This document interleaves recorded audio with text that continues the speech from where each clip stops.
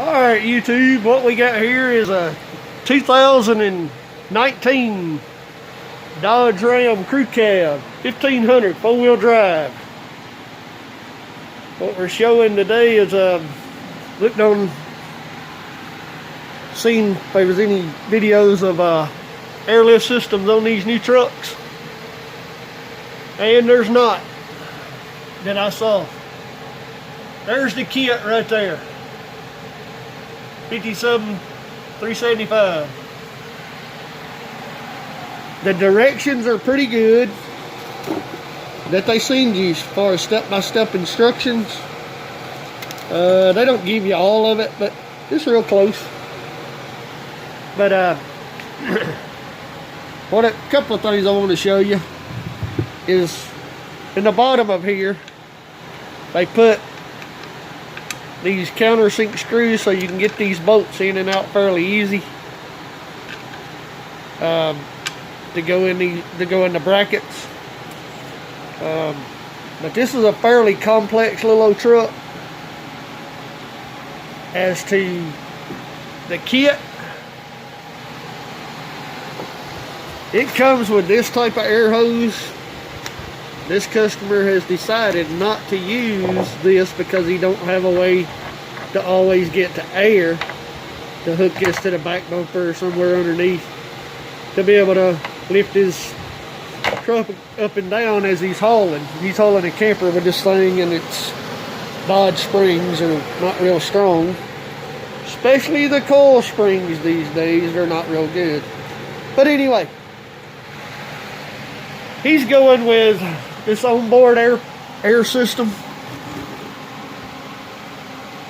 There's the kit number right there by Airlift, 25854. Pretty neat little kit. Directions are really good on it. You follow directions, you can't go but wrong. Got its own nice little pump, nice little gauge, tells you up and down, you know, as far as to let that bags in and out, bleed them off or whatever. Nice little solenoid that goes into that. Cool little bucket to mount it on. We're going to mount it on the pillow over there on the driver's side, over on that side, right down at the dash. But what I want to show you on this particular truck, the way this bag spring is mounted, and I know this light's going to blind you for a second, but we're going to get underneath the truck, so give me 1 second here. The way this bag's mounted,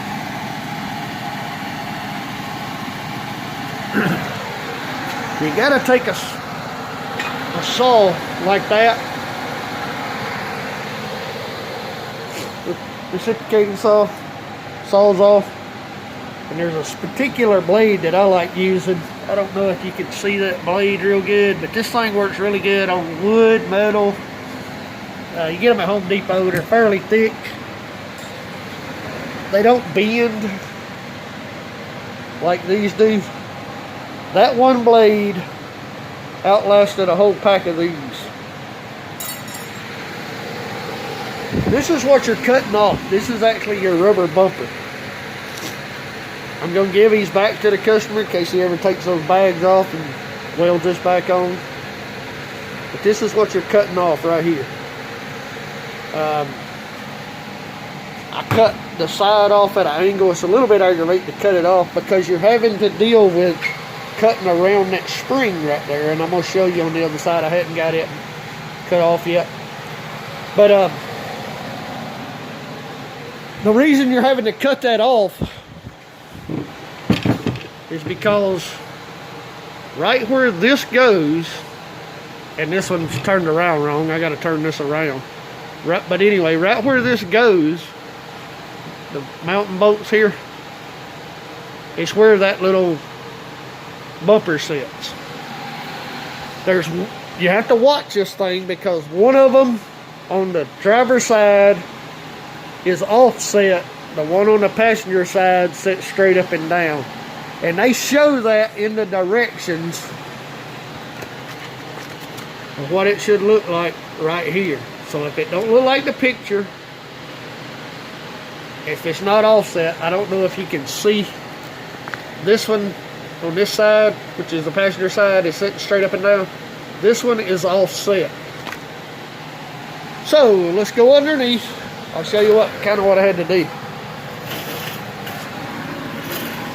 This light is going to blind us for just a second, but we'll see if we can get it up here. Kind of show you a little bit about, and there again, when you're working on one of these trucks, put them on jack stands, lift the body away from the frame a little bit, put it on a lift, whatever you have to do to get safe with this thing. Don't get under these trucks with just a hydraulic jack. The hydraulic jack fail, this thing will crush you. But right here is where that thing's set, and this little pad right here was your bumper pad. Just like that side right there. I haven't cut that side off yet. There's your bumper pad. There's your rubber bumper. And right up in here, I'm going to see if I can get up in here to where you can see, is where that all mounts. Now, you got a bracket right here that's welded to the frame. This and the other side is part of your rubber bumper, where you got to cut that off at. And I'm going to go to the other side and kind of explain that a little more. Then, these bolts you have to fish through. I left them loose till I can get it all centered up and straight. Same way with these bolts that go in here. I left them all, you know, to where you can loosen them and move this bag around till you get it set straight up. But these bolts you have to fish through. Now, they can go through this hole, but I found a little bit easier way to do this. On the back side right here, I don't know if you can see that, there is a hole right here that'll go through a lot easier. That way all you got to do is push that little fish wire through there. And a lot of you may say, what's the fish wire? This is the fish wire. This little wire with the spring on it. Any guys that do trailer hitches, they'll know exactly what this is. But all you do, and this is a little tough to do with one hand, I'm going to kind of set the phone up here a little bit and show you how this works maybe.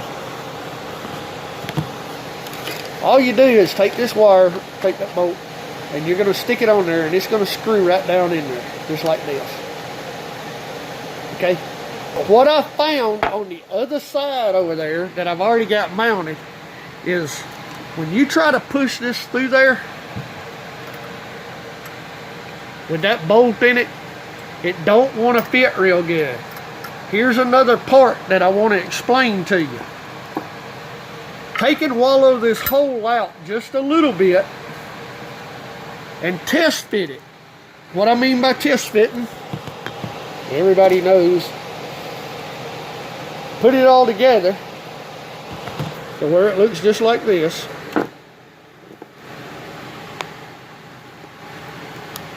Unwad it. I don't have anybody here to help me film today. And then pull that through. Okay? You can see that this one right here I've worked on. So, also, make sure that you do the same thing up underneath the truck. Make sure this goes through there. It'll save you a lot of headache. Now, I'm going to go to this side right here and show you a little bit about what I had to do. And like I said, the directions are pretty good on this. They're not bad. Trying to get my light out from over here. But what you're gonna do, let this camera focus. But you're gonna take what I did. Is I took the saws off. You have to watch all these lines and stuff. Be mindful of all these hoses and lines when you go to pick that body up. Make sure you don't collapse anything. But you're gonna set that thing right in here, right in this hole. You're gonna cut right straight down that line. Any weld that's on the bottom part of this frame where that thing comes across, you're gonna need to get that off, grind it off. Be careful, your gas tank's right there. Same way on this side, set that thing right in there. This one's a little bit easier to get to than the other side because your exhaust is in the way. But if you stick that thing right in there, it'll cut. That blade is really, really, really sharp. It will cut that thing pretty easy. This will fall off. If you get it almost cut off and you're scared to finish cutting it off, you can take a hammer and tap it. It'll pop off. But like I said, put it on jack stands. Have your jack with some blocks of wood so you can jack the body up away from the rear end, and you'll have you plenty of room in there to work. Right here is that perch that I was talking about. On the back of those brackets, you got two little locking tabs that go in behind here, and then you got two bolt holes, one here and one here. The one that is toughest to get to is this one right here on the outside. Same way over there, because you're going through where this wishbone is right here. You're going through that little hole. The best way I found to do it is stick you something up in the socket, tape or whatever, to hold the nut in place. And once you get it held in place, that way it don't fall down inside that housing. It's a little aggravating, but that's about what I have found on this thing. Like I said, there's two ways you can run your air system, but on this truck, it's not a big problem. Like I said, follow the directions on the electrical. It'll help you. We're actually going to mount our gauge right here. This is where it's going to be mounted. I have to take this down and run the wires, maybe drill a little hole or bring them around, but I'm not sure yet. I haven't gotten this far yet, but this right here is where it's going to be mounted. You can mount it a lot of different places. You could even mount it down here, or in this little box. I mean, there's a bunch of places you could mount it, but the customer said he wanted it right there in this one. So hopefully this helps some of you.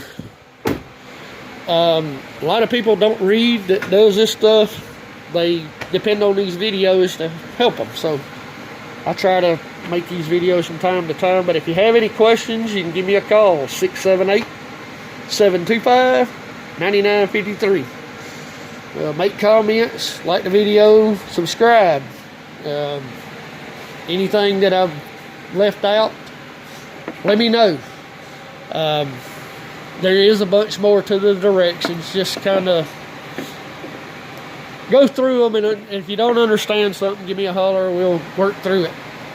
I am going to make another video on once I get this thing operating. If I run into any other problems, I will mention it in that video. Also, one thing I didn't mention was this is your airline, where your airline goes. It's actually going to go